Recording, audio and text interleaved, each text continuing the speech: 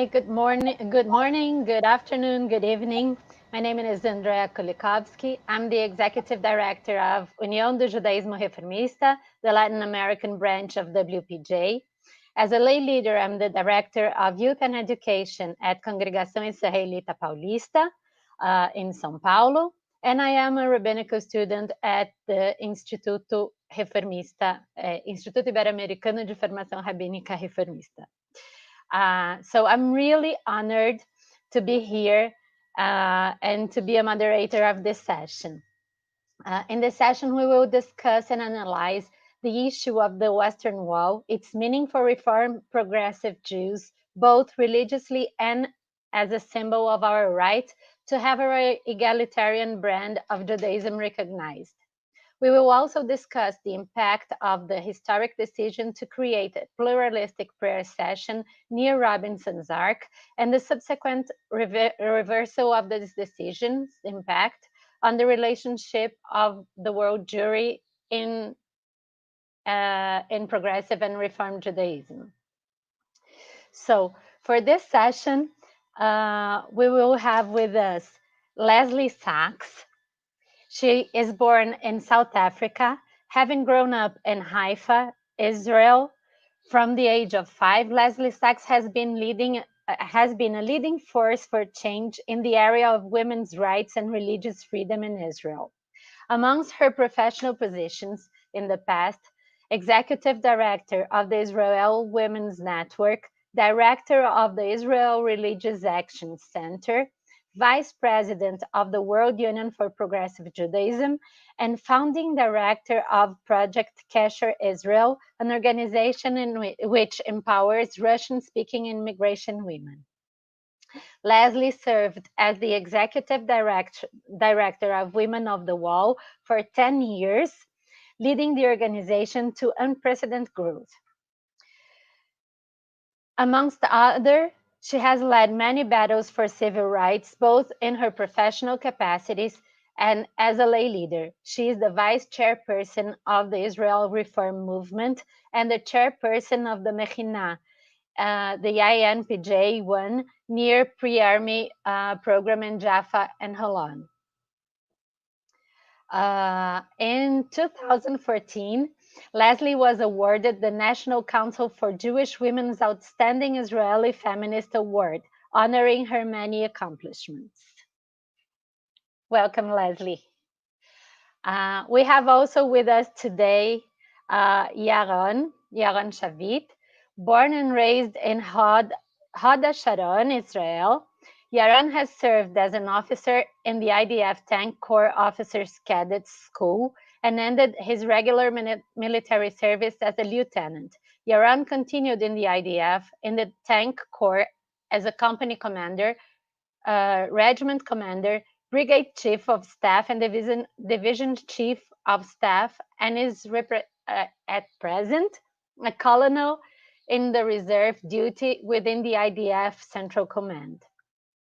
Professionally, he is an active attorney since 1986. Yaron is the managing director of the firm and is one of the most experienced attorneys in Israel in commercial issues relating to computer law, high-tech software, commercial litigation, business law, intellectual property, tender law, and corporate law.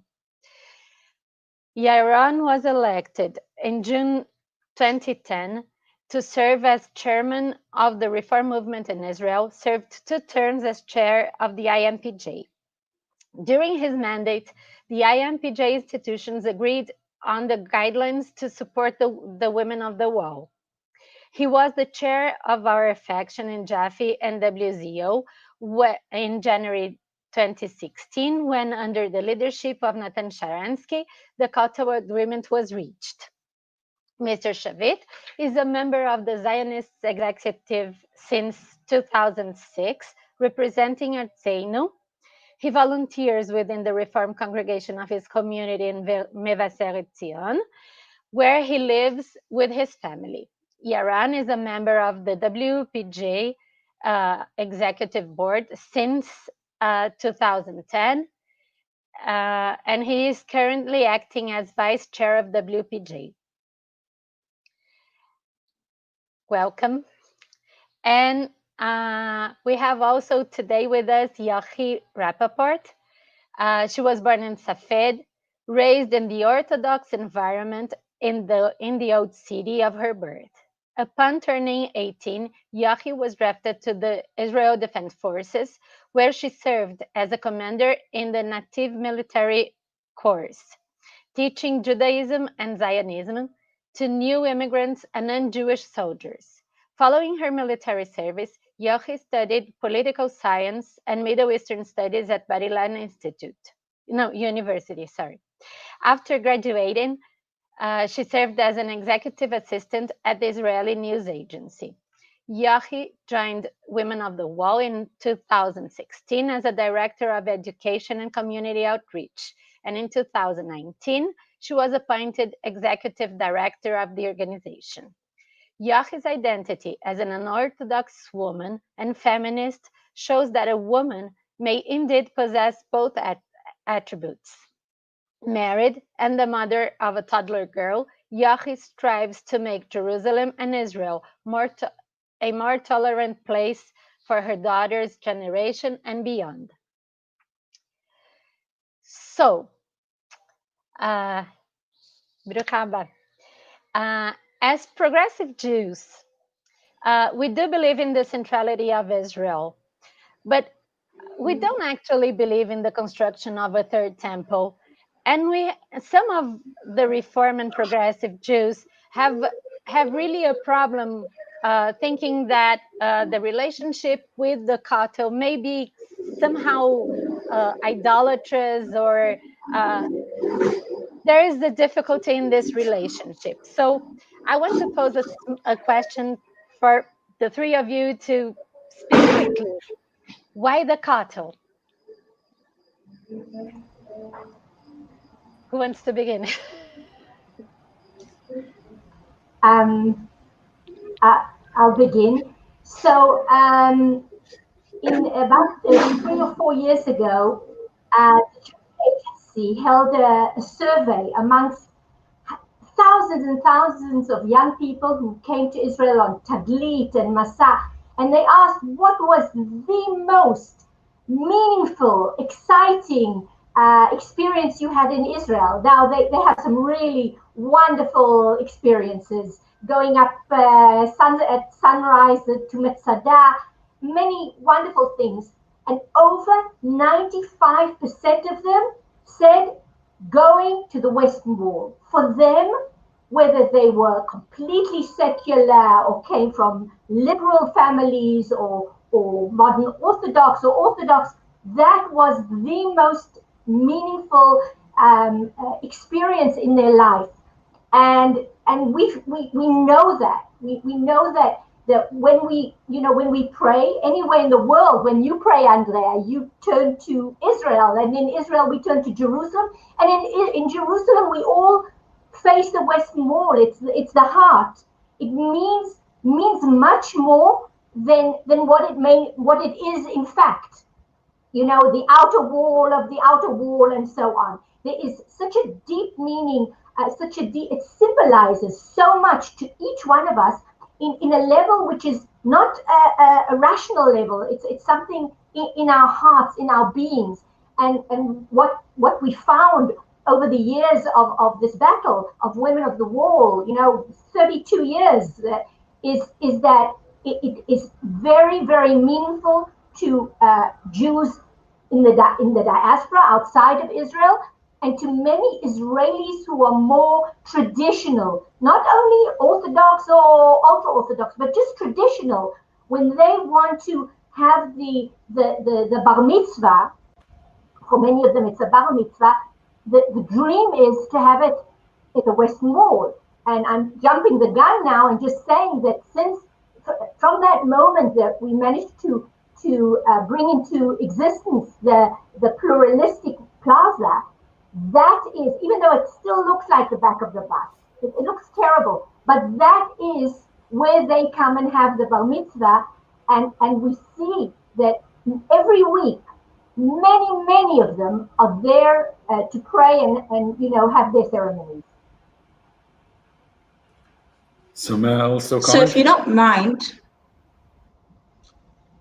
sorry. Go ahead. Okay, so if you don't mind, I actually want to complete what Lesley just said, and I want to take you all back 2,000 years ago, after the destruction of the Second Temple, when the Jews were exiled and scattered throughout the diaspora, and they were sitting on the rivers of Babylon and mourning Zion, mourning Jerusalem. And what kept them together was the hope that one day they will return back home to Zion, and their dream to pray at the Western Wall, the only remnant after the destruction of the Second Temple. And the first generation, yes, they remembered Zion, they remembered Judea, they remembered the whole country. The second generation, yes. The third generation got some stories. But the 10th generation, after 1,000 years, all they remembered was the Western Wall, the stories about the Western Wall. And traditionally, as Andrea said in the beginning, the Temple Mount is the holiest site for the Jewish people. But in my opinion, what's so unique about the Western Wall, the Kotel, is the fact that we, the Jews, from all over the world, from all of the generations, we turned the Western Wall into a holy site. And if we all turned the Western Wall into a holy site, men, women, Reform, conservative, Orthodox, modern Orthodox, ultra-Orthodox, so we all have a say at the Western Wall. So if you ask me why the Western Wall, it's not because of God. The opposite. It's because of the people. And we turned the Western Wall into the symbol of the Jewish people, into a myth, into a place that says we're all equal here in Israel. Okay, so may I offer a slightly different perspective, with all due respect, also as an Israeli growing up here. First, I'll share with you that the age of 9, immediately after the Six-Day War, that for us was a huge change, because during the war we were very anxious. The feeling and atmosphere was that this is going to be a disaster, and at the end it was a huge victory. I clearly remember till today the Chag Shavuot, immediately after the war, family driving, huge traffic jams in Jerusalem, everybody walking to see the Western Wall. But to be honest, during the years, it became a very unpleasant place to visit. And many of my friends, including myself, had stopped visiting it altogether, so much so that even during army, the army that did the ceremonies of swearing in soldiers at the Wailing Wall, but at some stage, even I, as an officer, started saying we have to stop it, because they started making separation between families. Men and women couldn't stay at the same place. Jaffe, we had our late Paula Edelstein as the head of the Aliyah department, and Jaffe stopped the fact that new Olim would come to the Wailing Wall to get their ID card because of this separation, because it became an Orthodox synagogue, and it was a really place that we preferred not to go to. But the challenge becoming the chair of the Israeli movement was that I was first challenged by our rabbis, and Anat Hoffman, that was at that time the executive director of IRAC, but also this symbol of Women of the Wall. I was approached by some of our rabbis saying, you have to stop it, because we are now being connected to the Women of the Wall, and we really feel that we have nothing to do with the wall. We had this discussion and meeting with the Women of the Wall, with the conservative movement, and we actually came to the understanding that this is a struggle that we have to adopt, first and foremost, because this is a group of very dedicated women. By then, I think it was already 15 or maybe 20 years that they were going every month, snow, rain, Chamsin, to pray Rosh Chodesh. So it's not some kind of a shanda or a game or a setup that they're putting. And on the other hand, this is a struggle of religious freedom, which of course we have to support. This is part of our values. And also the fact that it became a huge struggle for world reform Jewry around the world, reform and liberal progressive Jewry around the world. And we felt that we had to have to represent both Reform Liberal Jewry in Israel and to stand up for that fight. So we got all our rabbis to stand behind it, and I think that made a huge difference at that time. So, Yaron, you were there during the agreement, the proposition and the agreement of the egalitarian part of the Kotel. So, what was the strong parts of it, and what wasn't that strong? And do you agree that we have celebrated it? We precipitated to celebrate. Okay, so first there was a compromise, and like every compromise, you give some things up. And I have to say that unfortunately, due to that agreement, there was also a split in the women of the wall. Not all of them agreed to accept that compromise, and I support it very strongly. I'm not to say this is leadership, you have to stand up and take this compromise, because fighting for a struggle, but at the end losing everything simply because you won't give up anything is not really leadership. And I think she took a huge step and a personal risk in supporting the settlement. But the truth is that this is not what the women of the wall wanted. They wanted, within the Wailing Wall, a spot where they can pray, women together, and read the Torah. And the compromise was, you move a bit further, you're not at the main site, but due to the very huge efforts that were put in by both Gilad and Izhar and the leadership of Natan Sharansky, the agreement was to actually upgrade the Robinson Arch into something that will look very much like the Wailing Wall, that you enter through one entrance and then people choose. There's more than one way to be a Jew is part of the symbolism of the entire area. And the fact that for the first time, religious services in Israel give a room for the non-Orthodox movements to control a site, which was a huge victory.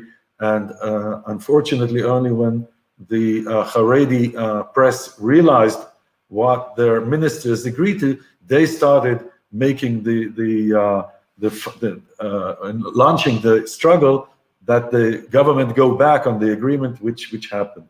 We didn't celebrate too fast. We actually realized that if we will start making the celebrations and poke their eyes, they will have to go back on the agreement. But unfortunately, especially the Jewish federations of North America needed a victory, needed a win. They started a big celebration, and that went into the press, and unfortunately it was all brought to a standstill. It's there. It will be realized at one point or another. I'm sure of that, but it will take still some time. Lesley, for women of the wall, as Yaron said, it was the Kotel agreement was a big compromise. Can you tell us about the relationship of women of the wall with the Reform movement, with WPJ, with women of Reform that we talked about, please? Yes, so I'll start off with what Yaron ended, and that is the fact that it was a compromise. But on the other hand, we understood that on the one hand, it's a real gift to any liberal or an open-minded or anyone who's egalitarian. It's a gift. The new plaza would be something that a gift from us that our battle managed to bring through to everybody. Now, it's interesting because they used to call us, the press, let's put it that way, called us Reform for many years as a derogatory term. Those Reform women. And one of the things that we realized that we had to start doing is we had a kind of a mantra that any one of us who was ever interviewed had to say, Women of the Wall, our group of modern Orthodox, conservative, and Reform women praying in the women's section of the Western Wall, because we felt it was really important that people realize that this is not only the Reform movement. Saying that, the women of Reform Judaism were our greatest supporters and allies from the moment we started.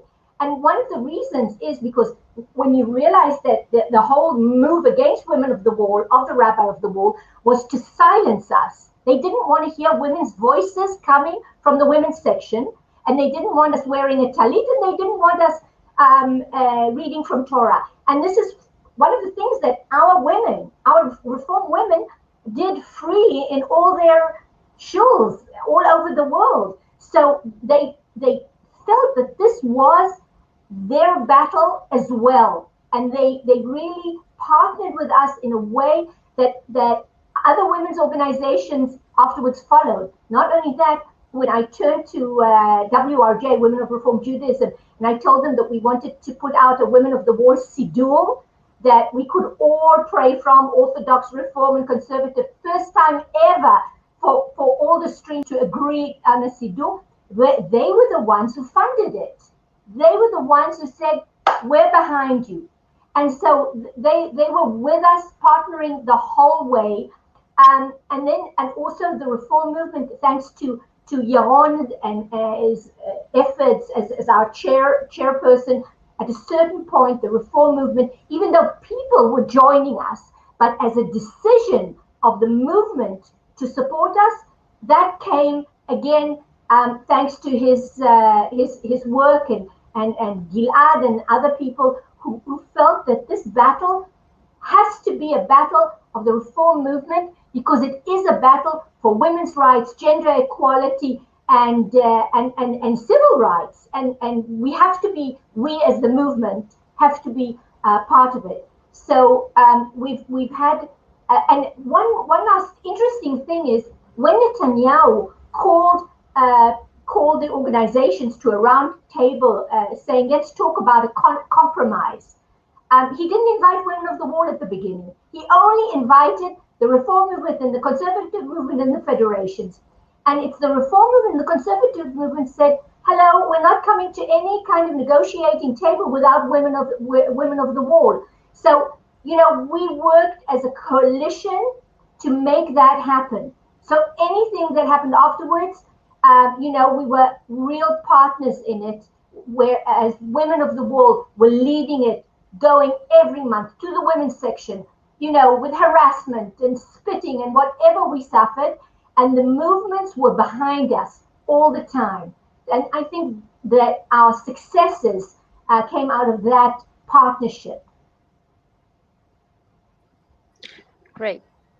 So, if you don't mind, Andrea, I just want to add something. Yaron talked about Anat Hoffman, our chair of board and one of our founding members, talked about Anat's leadership. And I think that great leadership is not just knowing when to compromise, which was huge. And I think that people appreciate her for that and so many other things. But one of Anat's greatest leadership idols were the fact that she understood that there's a need there. Anat states for herself that for many years she used to say, the Kotel, it belongs to the Haredim. I don't go there, I don't want to go there because it belongs to them. But then when she did go there for the first time 32 years ago with a group of feminist women from all over the world who wanted just to pray there by coincidence, they were facing a lot of violence and they founded Women of the Wall, but she understood that there's a need there. And she understood that great leadership, that she can't just ignore everything that goes on there. She can't just say, okay, you know what? I don't go there because I suffer and it belongs to the Haredim, to the ultra-Orthodox. Her great leadership, and then Lesley afterwards when she joined her in this leadership, saying there's a need here and we can't surrender because someone's saying that this symbol of the Jewish people doesn't belong to progressive Judaism as well. Because if she would have said that, we would have been in such a different place. And I'll talk about it a little bit more in my presentation, but Women of the Wall is not just about the Western Wall, as Lesley said. It's about what it represents. And it represents the monopoly over Judaism here in Israel. And if you want to break the monopoly, as Anat and Lesley did for so long, you have to start from the symbol. You have to start from something big. And that's the Western Wall. So, Yochi, 5 years from the agreement, more than 30 years of Women of the Wall battling every Chosh Chodesh at the wall. What is the situation that you faced with Women of the Wall and also with the egalitarian part of the wall? What's the situation nowadays? So the situation is, unfortunately, that there's no situation. Prime Minister Netanyahu he first froze the agreement, and then 2 years later, a day after my daughter was born, so 3 years ago and 4 months, he canceled this agreement due to ultra-Orthodox pressure. And when we turned to Supreme Court time after time, Supreme Court turned to the government and said, do something. Because the way Robinson's Arch it looks right now, you can't leave it that way for many reasons. The first one is because it's an illegal and temporary plaza. It was always a temporary plaza, so they have to renovate it, but the state hasn't done anything to renovate it yet. And on the other hand, you have here a group of women that for 32 years now have been going to the Western Wall and wanting to pray according to their tradition, meaning praying out loud with the prayer shawl, the tefillin, and with the Torah scroll. So if you don't want us at the women's section, and we can't go to Robinson's Arch because the way Robinson's Arch looks, what are you going to do with Women of the Wall? You can't just shut us down. You can't just shut us up. On November 3rd, we have another discussion with Supreme Court, and then we're going to see if the government has gone into any process with the issue. Unfortunately, we still go to the Western Wall every month.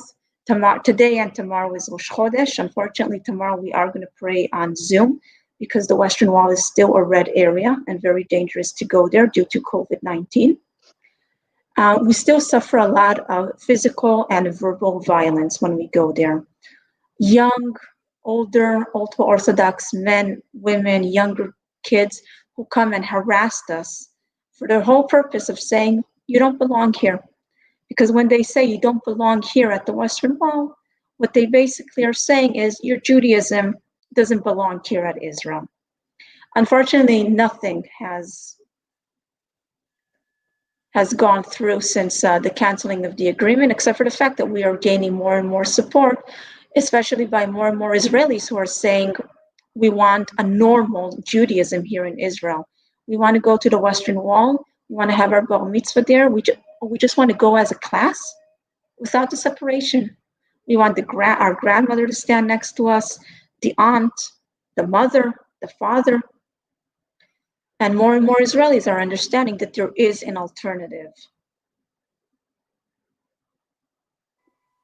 So without that, I think it's time for us to understand better what is Women of the Wall, what are we fighting for?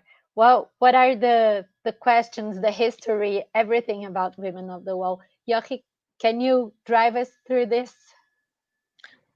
Yes, of course. Leo, can you please share my screen? Okay. So the main question that we have to ask ourselves when we talk about Women of the Wall, the question is, who owns the Western Wall?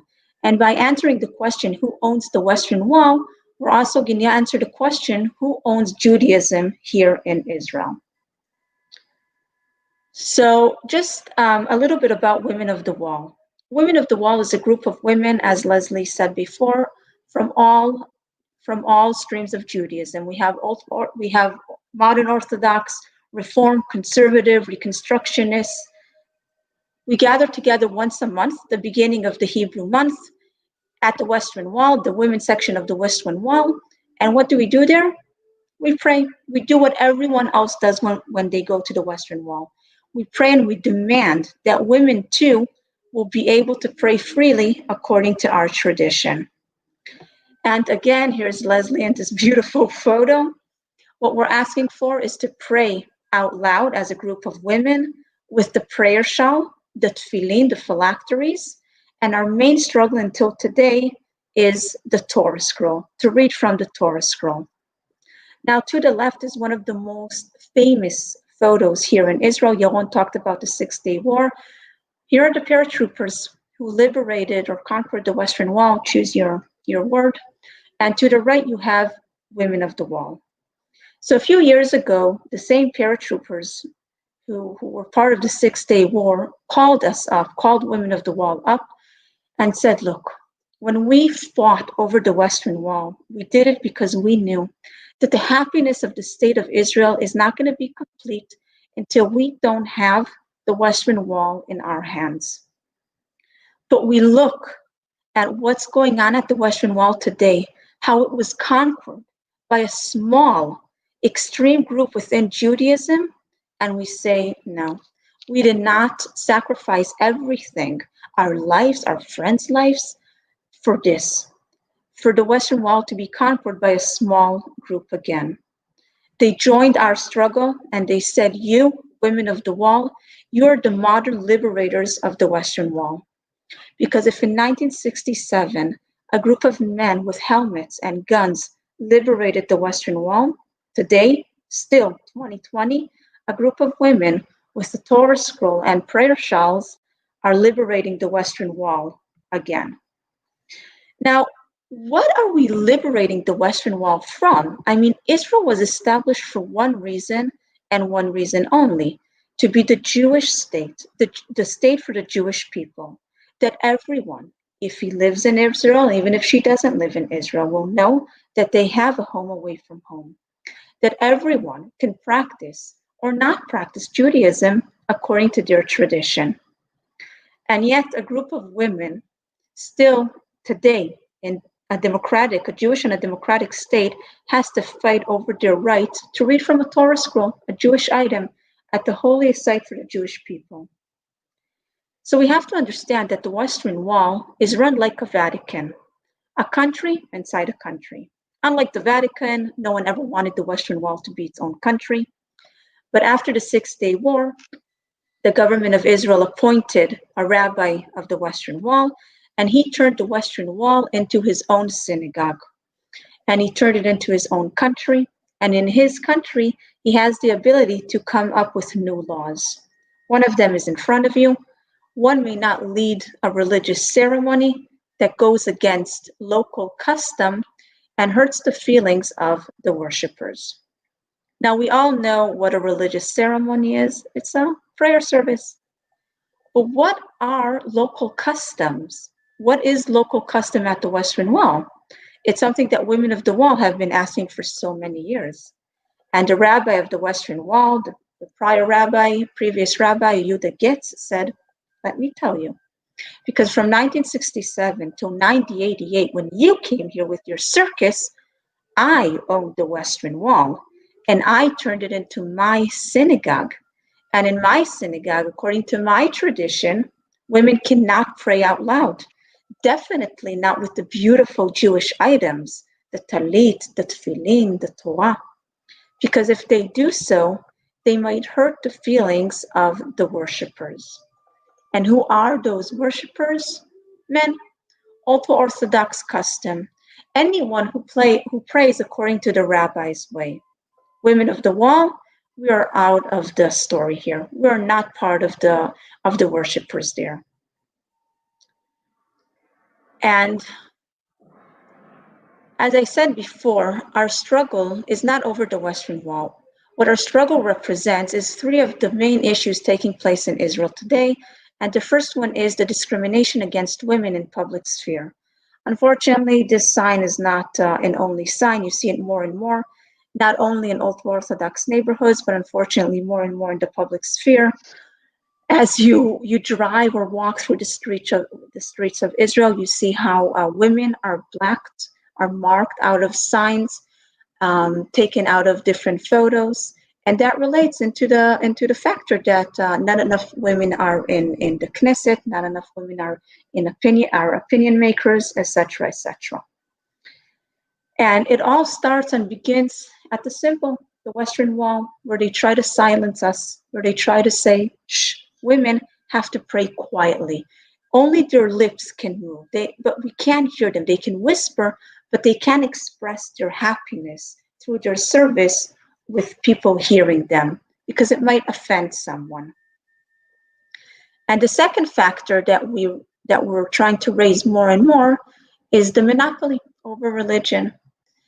And it's not a secret that even though Israel is not an Orthodox state, Israel is run exactly like an old Orthodox state. And there's the chief rabbinate, an ultra-Orthodox institute who controls every religious aspect of our lives here. But with that said, they control every aspect of our lives here. Only one way to get married, the ultra-Orthodox way. Only one way to divorce, the ultra-Orthodox way. You don't fit? Sucks for you. Only one way to convert, only one way to get a kosher certificate for your restaurant, only one way for everything. And where do we see it the best?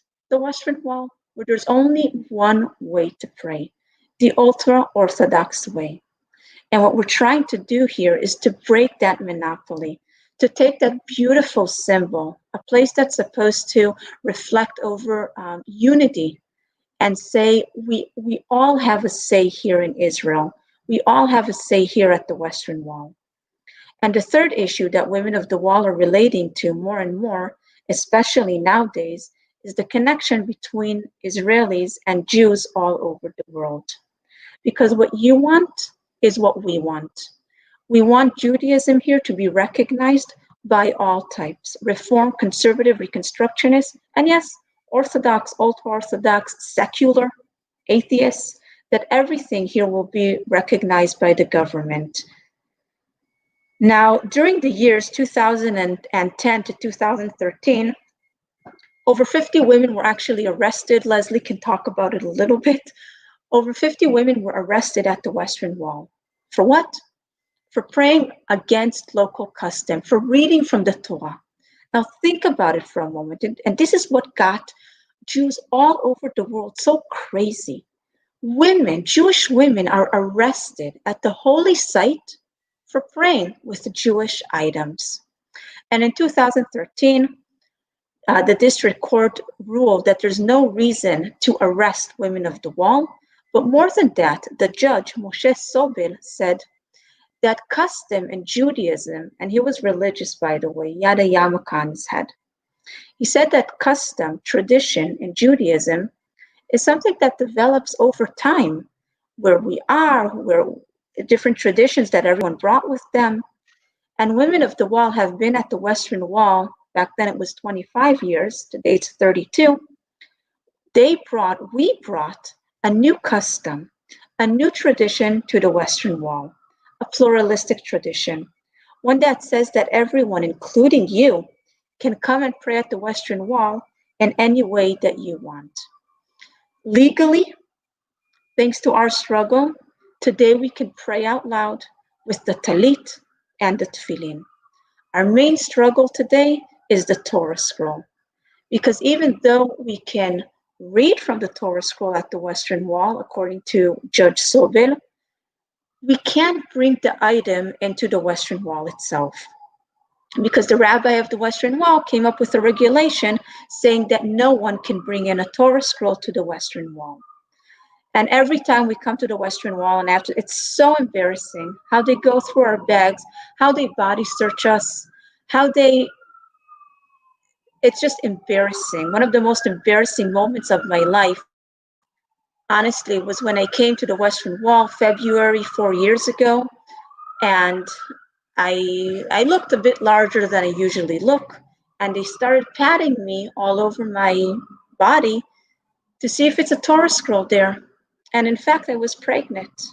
And they took me into a separate room and started body searching me just to see if my huge stomach is indeed my daughter kicking inside, or is it a Torah scroll that's trying to sneak in there. So today, we try to smuggle in a Torah scroll. We don't always succeed. We do sometimes, and when we do, it drives them crazy. It drives the Western Wall ushers crazy to see how we manage to do that. Now, just to a little bit about Robinson's Arch, we see here how the plaza is separated into 2/3 men's section, a third women's section. And this is Robinson's Arch. When Lesley says it's the back of the bus, it's the back of the bus. It's a third-class plaza for what they like to think is for third-class citizens, for fourth-class Jews here in Israel.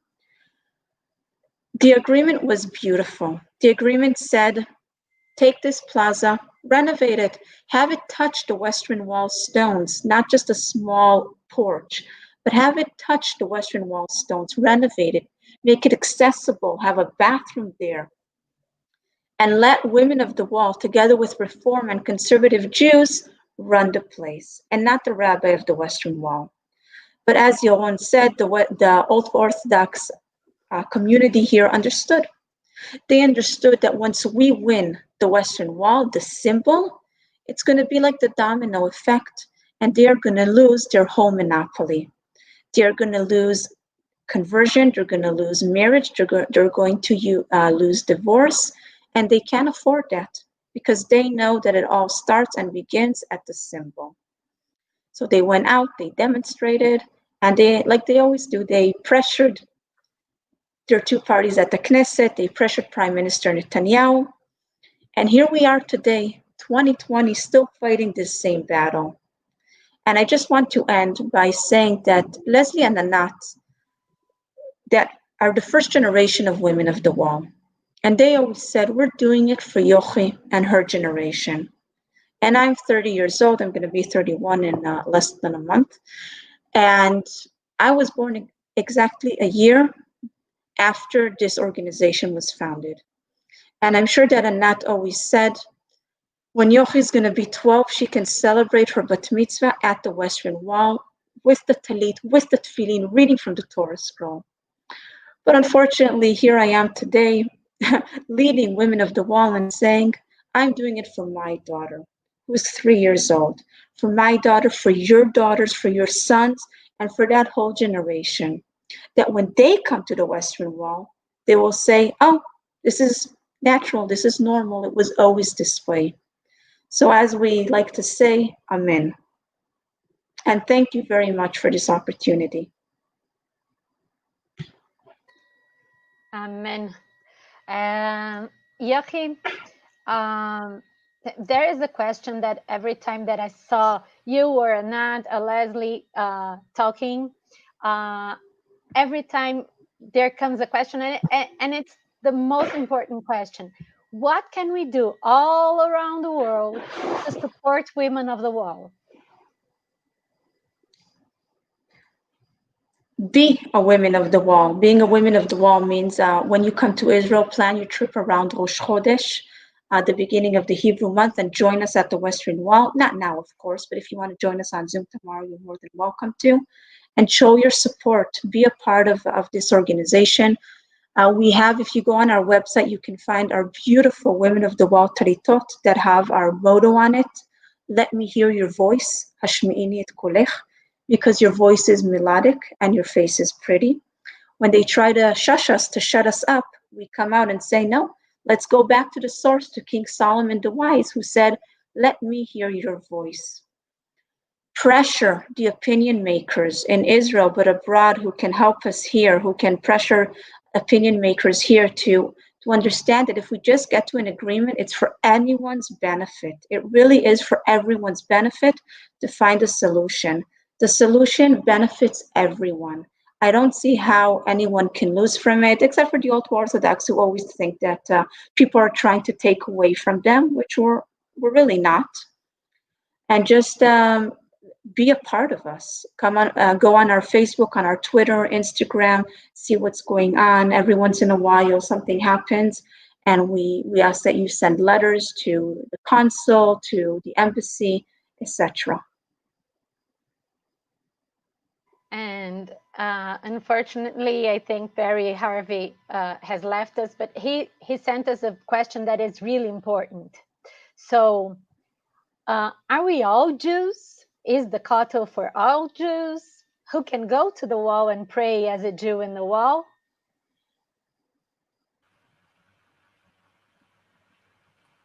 Who are you referring the question to? Lesley was answering, but she was muted. Okay. Yaron, please go ahead. One of the, Yaron was talking about the fact that more and more Israelis felt alienated from the Western Wall. And one of the things that happened is that the Western Wall became relevant again because of the battle. And yes, every Jew should be able to come to the Western Wall and pray as they want. But I do want to put again the gender issue here, because one of our battles is against the so-called modesty regulations at the Western Wall. With the years, the ultra-Orthodox became more and more, I would say, dominant at the Western Wall. And as a woman who went to pray, I felt that every time over the years, what was changing was the modesty police. Cover your shoulders, cover your elbows, cover your head. You come to the Western Wall and you would get a piece of shmatis, you know, a piece of cloth to cover yourself. And girls, 12-year-old girls had to start covering themselves up. And they even started there was a special walkway at the back for the men who didn't want to, God forbid, touch a woman. They put a fence up and they could go walk along the back.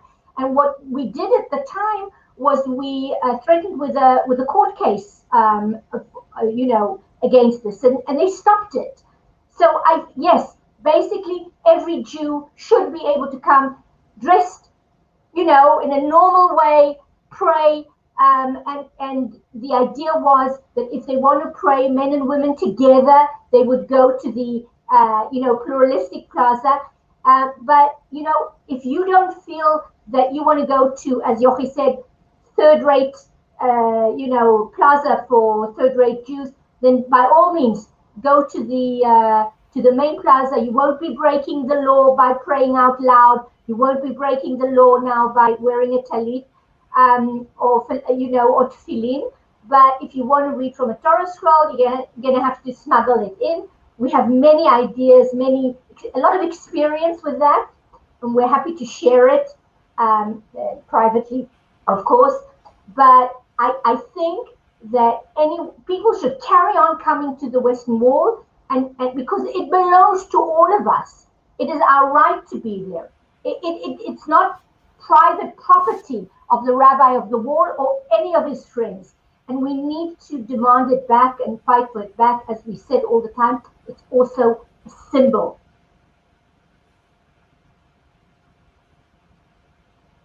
Yaron, do you want to add to that? I would like to add the following small observations. First, there is a very prominent Israeli TV reporter, Avishai Ben Chaim, religious for religious issues, and I remember he lives not far away from Mevaseret, where I live, and I remember meeting him at the grocery immediately after the Kotel agreement arrangement was derived, and he said to me, "You look familiar?" I said, "Yes, I'm the former chair of the Israeli Reform Movement." He said, "Wow, you really nailed it with this agreement. The victory over the wall was something that resonated amongst Israelis, completely non-religious Israelis, that say, wow, there's actually wins that you can have within religious issues against the Haredi, and it's not always a one-way loss that we're always losing, and they're getting stronger and stronger." So that gave hope to many, many Israelis on completely different issues, and as both Yochi and Lesley mentioned, it also may resonate on conversion issues and on other issues. By the way, it was the first time during the last elections that it was Israel Beitenu that suddenly said that we will join the government only if the Kotel compromise will be implemented. Suddenly it became an issue that is an issue with forming the Israeli government. I'd also mention two other small points that I think are important, at least for me. The lesson that I've learned from that is that we do not allow anyone to define our Judaism for ourselves. Every one of us has the right to define our own Judaism and the way we implement it, and no one can look down at us and say, this is not the way, you're not doing it the right way, and so on. There's no chip on our shoulders anymore. I think it was an important lesson that I've learned from that. The other lesson that I've learned is that when we join hands together, first here, and then with worldwide reform and liberal and progressive Judaism, no one can actually stand. If we just persevere, at the end, we are bound to win. So it's also an important lesson that we must never forget and never just become despaired or something like that. That's it. Okay, so Yochi said that there will be a hearing about Robinson's Ark. But apart from waiting for Israeli justice to make its part, what can we do to make that happen? Because after one of the rocks fell, we can't even go near the wall anymore there. And personally, I think that it's, although we always say it's a second class part of the wall, it's really peaceful. It's where you can sit and pray calmly in your way without anyone bothering you. So what can we do to make that place ours?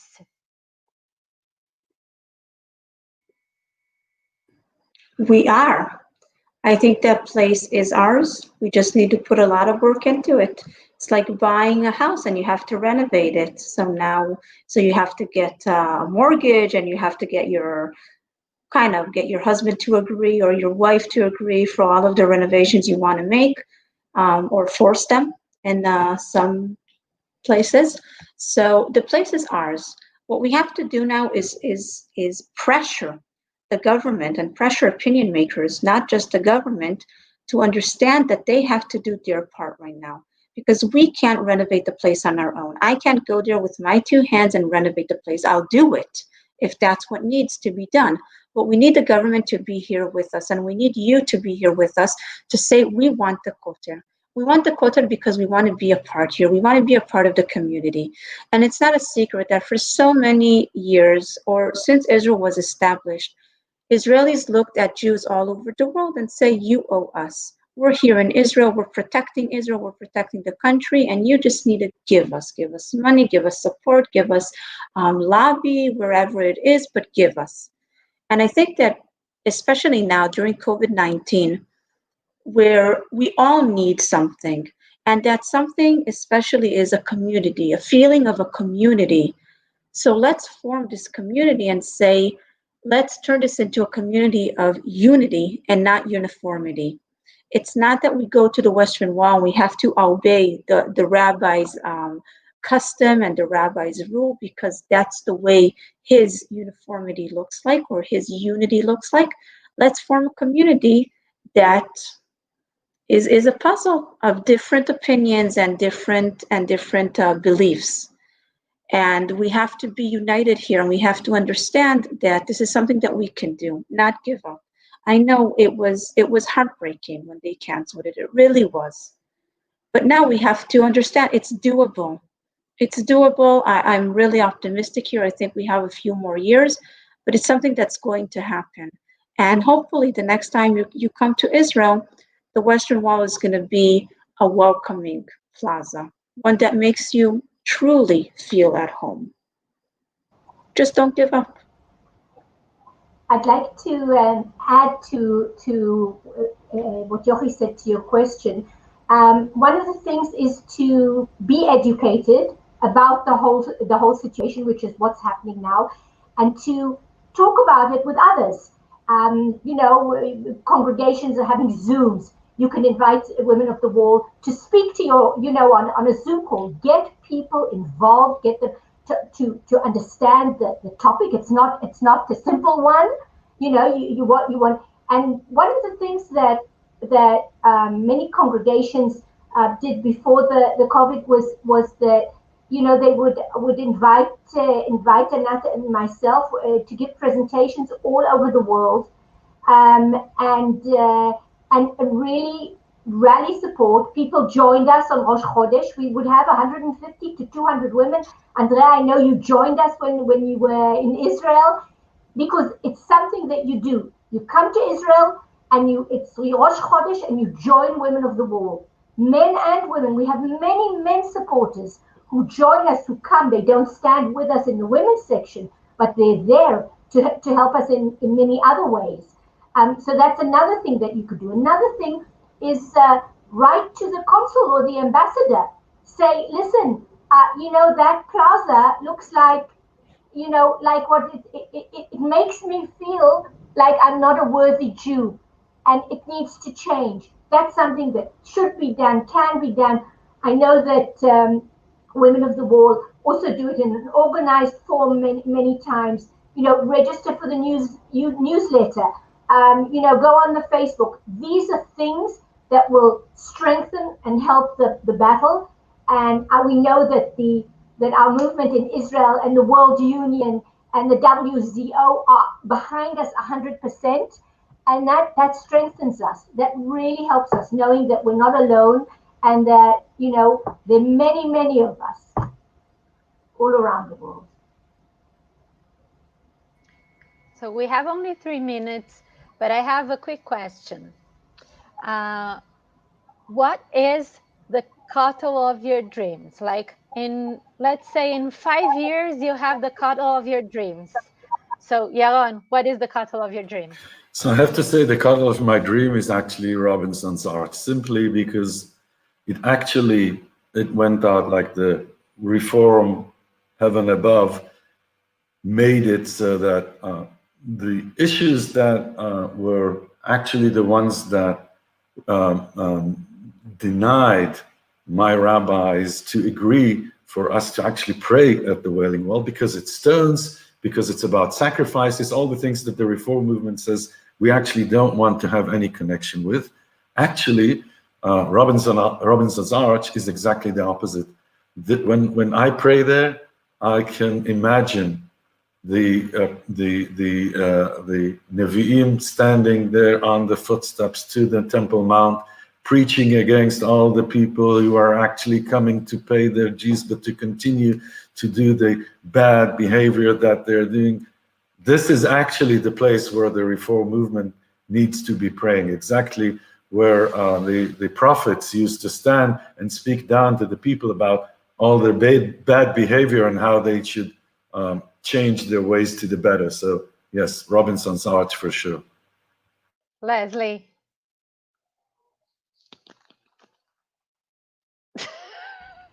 When we went into the negotiations, we asked the Prime Minister's office to turn to Michael Arad, who the renowned architect who Ground Zero was planned by. He planned Ground Zero, and he drew up the most beautiful plans. I mean, they are spectacular, of how he would